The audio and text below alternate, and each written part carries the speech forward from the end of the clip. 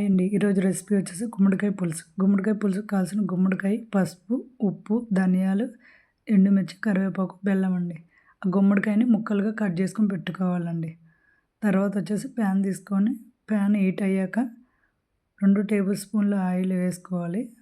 Oil కొంచెం heat అయ్యాక ఎండుమిర్చి, కొంచెం కరివేపాకు,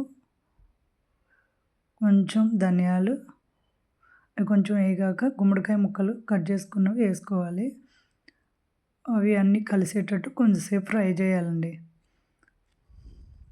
ఫ్రై అయ్యాక కొంచెం పసుపు, కొంచెం ఉప్పు వేసాక 2 దగ్గరికి వచ్చేటట్టు మంచిగా కలిసేటట్టు కలుపుకోవాలండి.